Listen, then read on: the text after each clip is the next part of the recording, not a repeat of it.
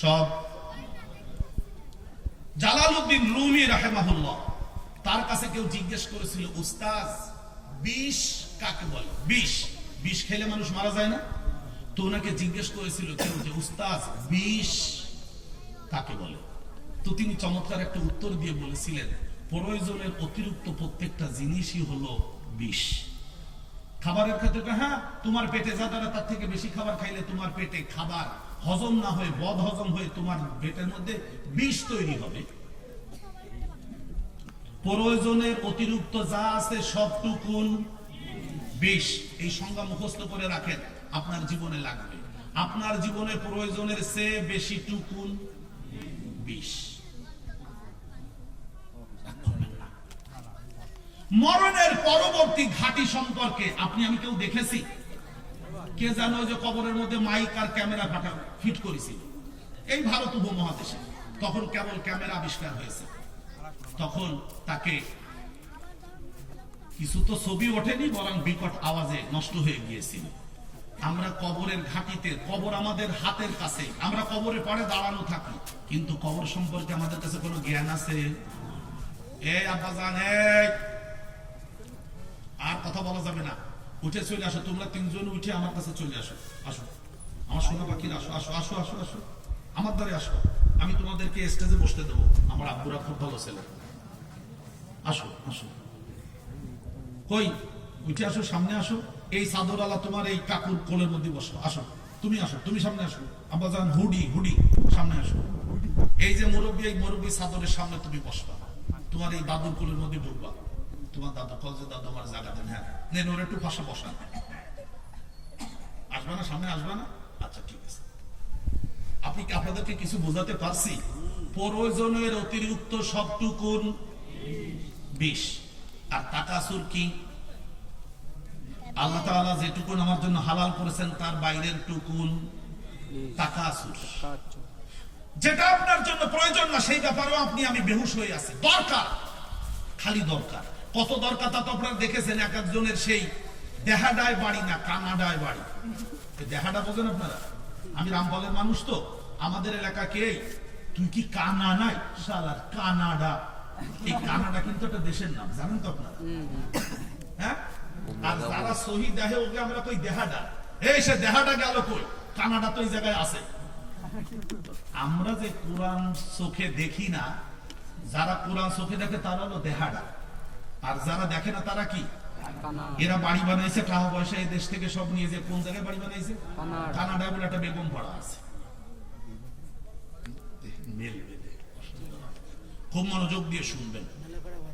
আল্লাহ তাআলা বলতেছেন, কাল্লা সাওফা তা'লামুনা সুম্মা কাল্লা সাওফা তা'লামুনা কাল্লা লাউ তা'লামুনা ইলমাল ইয়াকিন।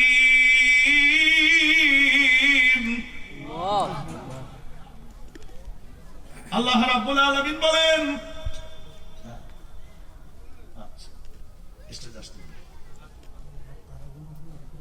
আল্লাহ তাআলা বলেন কখনোই না, কখনোই না, কখনোই না, কখনোই না। কয়বার আছে?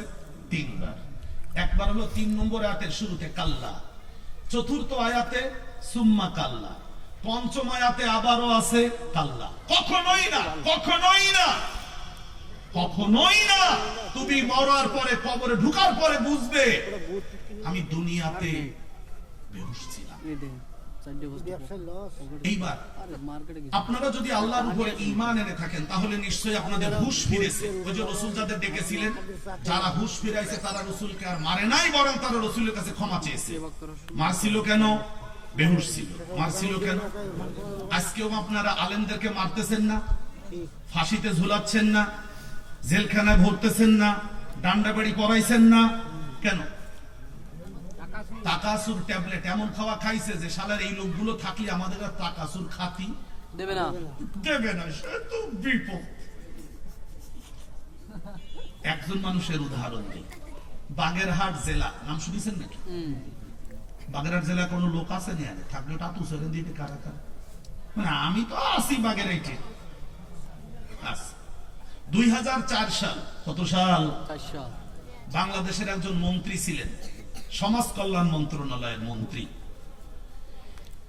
সেই মন্ত্রী বাংলাদেশ বাগেরহাটে আসলেন তার রাষ্ট্রীয় সফরে। রাষ্ট্রীয় সফরে আসার পরে খুব মনোযোগ দিয়ে শুনবেন, ডিসির অফিসে ঢুকলেন। ডিসির অফিসে এসে তিনি তার সমাজ কল্যাণ মন্ত্রণালয়ের ফাইল পত্র চাইলেন। তিনি ফাইলগুলো দেখতেছেন, যাচাই বাছাই করতেছেন। এক ফাঁকে ডিসি সাহেব এসে বললেন, স্যার তুমি একটু চড়া গলার মানুষ। মন্ত্রী, জি বলেন। স্যার দুপুরের খাবারটা আমাদের সাথে খাবেন। বলেছে ইংরেজিতে আর কি, স্যার লাঞ্চটা আমাদের সাথে করবেন। তো মন্ত্রী সাহেব উত্তর দিচ্ছেন, আমি একজন মন্ত্রী হিসেবে জানি যে মন্ত্রীদেরকে আপ্যায়নের জন্য ডিসিদেরকে সরকার কোনো টাকা পয়সা দেয় না, ফান্ড দেয় না। আপনি মন্ত্রীকে খাওয়াবেন কোন ফান্ড থেকে? হুশ না বেহুশ? হুশ না বেহুশ? ডিসি সাহেব বললেন, স্যার ব্যবস্থা হয়েছে। মন্ত্রী সাহেব উত্তরে বললেন, আপনি যে ব্যবস্থা করেছেন ওটা আমি জেনে শুনেই ঢাকা থেকে বাগেরহাটে এসেছি। আপনি যে ব্যবস্থা করেছেন সেটা জেনে শুনেই ঢাকা থেকে বাগেরহাটে এসেছি বললে ডিসি সাহেবের আগের হাস্যোজ্জ্বল চেহারাটা একটু মলিন হলো। এবার মন্ত্রী বলতেছেন, আপনার বাগেরহাট জেলায় 9টা উপজেলা আছে। জি স্যার। প্রত্যেকটি ওনার কাছ থেকে 2000 টাকা চাঁদাবাজি করেছেন আমাকে খাওয়ানোর নামে, 18,000 টাকা। এই খাবার আপনি কি করে ভাবলেন আমি খাবো? এই খাবার আপনিও খাবেন না, কোন টিউনও যেন না খায়। আপনার অফিসের 4র্থ শ্রেণীর কর্মচারী আর যারা মাস্টার রোলে আছে তাদেরকে খাওয়াবেন, এবং মাস শেষে আপনি যখন সরকারি বেতন পাবেন সেখান থেকে 18,000 টাকা প্রত্যেক টিউনকে দেবেন। এরপরে আমার কাছে টেলিফোন করে জানাবেন যে স্যার আমি টাকাগুলো দিয়েছি। তারপরে হলো আপনাকে আমি ক্ষমা করব। আমি আপনার অফিসের এক ফোঁটা পানিও খাবো না, কারণ আপনার অফিসের পানির ব্যাপারে আমার সন্দেহ আছে যে এটা আপনার বৈধ পানি নাও হতে পারে। সেজন্য আমি ঢাকা থেকে রুটি বানিয়ে এনেছি। আমি একটা দলের সাথে আছি, তাদের বলেছি ডাল রান্না করতে, আর থানকুনি শাক রান্না করতে, আর কলার থোড় রান্না করতে। আমি রুটি দিয়ে তাই খাবো। আপনারা আমার কথাগুলো কিছু বুঝেছেন? এই মন্ত্রী সাহেব কি তাকাসুর ট্যাবলেট খাইছে? মন্ত্রী সাহেব আরো বললেন, ভেবেছেন যে আপনার আমি যখন চলে যাব তখন আপনি একটা কাগজ সামনে ধরে বলবেন, স্যার একটু সই করে দেন, একটু সই করে দেন। আপনি ভেবেছেন যে আমি আপনার ওই সই করা কাগজে আপনি ইচ্ছে মতো বিল বাউচার করে সরকারকে জমা দিয়ে দেবেন আর আমি সেটা স্বাক্ষর করব। এই মন্ত্রী কি বেহুশ না হুঁশ? বেহুশ না হুঁশ? তিনি তাকাসুর ট্যাবলেট খাইছিলেন না। এই মন্ত্রীকেও ফাঁসি দিতে আমরা দেখেছি। আলী আহসান মোহাম্মদ মুজাহিদ রাহিমাহুল্লাহ। আল্লাহ তাআলা যারা ঈমান এনেছে তাদেরকে ডেকে বললেন, ও ঈমানদারেরা তোমরা যেন আর কখনো বেহুশ না হও। সূরাতুল মুনাফিকুন 63 নম্বর সূরা, আয়াত নম্বর 9। ইয়া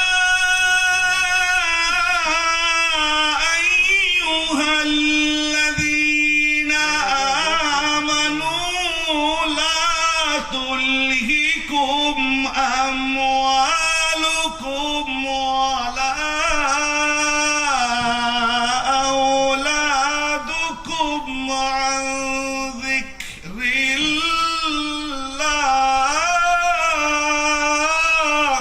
আল্লাহু আকবার। ওয়ামান ইয়াফআল যালিক ومن يفعل ذلك فأولئك هم الخاسرون ও ঈমানদারগণ ইয়া আইয়ুহাল্লাযীনা আমানু তোমরা যারা হুঁশ ফিরায় ঈমান এনেছো লা তুলহিকুম তোমাদের যেন বেহুশ করতে না পারে বেহুশ করতে আমওয়ালুকুম তোমাদের মাল যা তোমাদের প্রয়োজনের অতিরিক্ত যা তোমাদের জন্য বৈধ না ওয়ালা আওলাদুকুম তোমাদের সন্তানেরা আন যিকরিল্লাহ আনিল কোরআন আল্লাহর কোরআন থেকে আল্লাহর বিধান থেকে তোমাদের যেন বেহুশ করতে না পারে যদি বেহুশ করে ফেলে তাহলে তোমরা ক্ষতিগ্রস্ত হয়ে যাবে আমাইয়া ফাল যালিক তোমাদের কেউ যদি সম্পদ আর সন্তানের আশায় আর নেশায় বেহুশ হয়ে পড়ে ফাউলাইকা হুমুল খাসিরুন তার চরম ক্ষতি হবে কারণ হলো তার ঈমান চুরি হয়ে যাবে কি হয়ে যাবে জোরে বলে চুরি হয়ে যাবে আমরা তো তাকাসুর ট্যাবলেট খেয়ে বেহুশ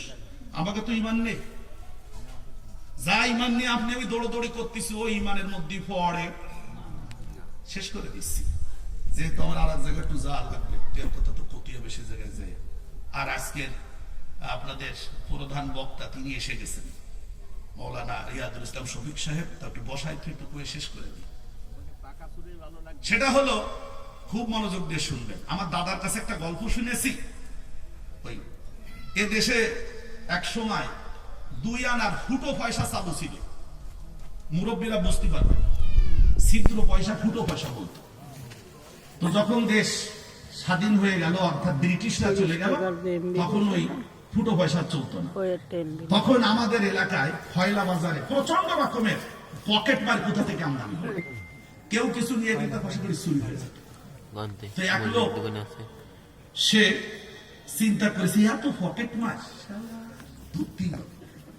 কতগুলো সেই ছিদ্রওয়ালা পয়সা অসল সেই অসল পয়সাগুলো একসাথে করে গামছার মধ্যে বাঁধছে বাইরে ঘাড়ে করে নিয়ে বাজার মধ্যে ঘুরে বেড়াবে নিয়াত হলো যে যেই খোট খাবে টান দিয়ে দেখতে যাবে খোট খাবে শালা ঘুরে ধরবে ধরেই অমনি মারবে 10টা দিন দেরি নিয়েছে এই নিয়াত করে বাজার মধ্যে ঘুরে বেড়াচ্ছে কিন্তু ঘুরতেছে সে সন্ধ্যা পর্যন্ত কিন্তু কোনো খোট বা টান খায়নি তো মাগরিবের আগে আগে যেখানেতে মাথায় ভিড় বেশি ডাক্তার আলাউদ্দিনের ঘর ছিল আর কি সে তারও আগের কথা সে জায়গায় বলতেছে শুনেছি পয়লারাটে মেলা পকেট মার আজকের ভিতরে একটা দামি জিনিস আনিলাম কেউ যদি হাত দিত তাহলে বুঝাই দিতাম পকেট মার তারে পায় খুব হম্বিতম্বি করতেছে ছোট্ট এক সামনা মোসে একটু কেবল র্যাক দিছে সে সামনে উঠে খোলো আনিসু কয়টা ফুটো পয়সা ও তো প্রথম গুলিতে দেখে দিচ্ছে ও যে পকেট মার ও তো তার বুঝতে পারিনি তো কয়ে ফেলাইছে জুলির মার আনিসু কয়টা ফুটো পয়সা কি পয়সা ও প্রথম গুলিতে দেখে তুইছে কয়ে ও দৌড়ে সেরে গেছে আর ও লোক চিন্তা করতেছে বুঝলো কি এই আমি যে মধ্যে ঢুক হয়েছি ফুটো পয়সা তো আমার বউও জানে না কলা বাগানের মধ্যে সারিয়ে ধুয়ে তারপরে বলে নিয়েছি তৈলেই হলে তো আপনারা মনে কিছু বুঝতেই পারেন আপনারা ওই যে ইমানে গাড়ে রুমল দিয়ে টুপি নিয়ে জামা পরে মসজিদে আইছেন না ও শয়তানের ছোট ছেলেটা দেখিছে যে ফুটো ইমান এ আখেরাতের মাঠে চলবে না খালি খালি চুরিয়ে যে ধরা পড়ার দরকার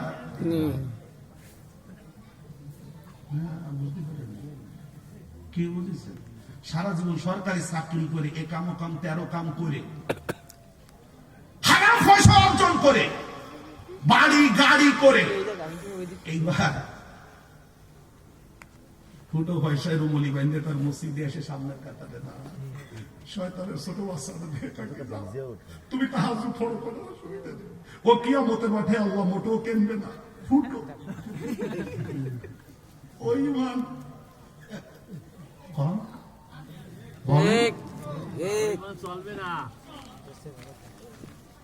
এই জন্য আল্লাহ তাআলা সূরাতুন নূর 24 নম্বর সূরা 37 নম্বর আয়াতে বলেছেন পৃথিবীতে একজাত মানুষ কিয়ামত পর্যন্ত থাকবে যারা কখনো বেহুশ হবে রিজালুল লা তুলহিহিম তিজারাতু ওয়ালা বাইউন আন যিকরিল্লাহি ওয়া ইকামিস সালাতি ওয়া ইতাইজ যাকাত আল্লাহু আকবার। يخافون يوما تتقلب فيه القلوب والأبصار আল্লাহু আকবার। এক ঝাঁক মানুষ পৃথিবীতে থাকবে, তাদেরকে কোনো কিছুই বেহুশ করতে পারবে না। তিজারাতুন ওয়ালা বাইউন, ব্যবসা বাণিজ্য কেনা বেচা তাদেরকে বেহুশ করতে পারবে না। সালাত আদায়ের ব্যাপারে, যাকাত আদায়ের ব্যাপারে, কারণ তারা ওই কঠিন কিয়ামতের দিনের ভয় করে দুনিয়ায় চলবে, যেদিন মানুষের বুকটা কলকটা ফেটে যাবে, চক্ষু বিস্ফোরিত হবে। সেই দিনের ভয়ে তারা কখনো দুনিয়াতে বেহুশ হবে না। প্রিয় ভাইয়েরা, আমি আপনাদের কাছে আবেদন জানাতে চাই, সূরাতুন নূর 24 নম্বর সূরার 37 নম্বর আয়াতের আলোকে আমাদের ভেতর থেকে কিছু মানুষ এমন হওয়া দরকার যারা আল্লাহর ওই কঠিন কিয়ামতের দিনের ভয়ে আমরা কখনো বেহুশ। রাজি আছি? তাকাসুর ট্যাবলেট খেয়েছেন, বমি করে ফেলে দিন। আপনার বোনের সম্পদ থাকলে তাকে ডেকে দিয়ে দিন, ভাইয়ের সম্পদ থাকলে ডেকে দিয়ে দিন, পাশের আলওয়ালার 2 হাত জায়গা দখল করেছেন, ফেরত দিয়ে দিন। আপনার এতে কিয়ামতের মাঠে আপনার জন্য জান্নাতের জায়গা বরাদ্দ হবে না। কথা বুঝতে পেরেছেন? আল্লাহ তাআলা আমাদেরকে সঠিক কথাগুলো বোঝার তৌফিক দান করুন। বেহুশ অবস্থা থেকে আমরা যেন হুঁশ ফেরাতে পারি।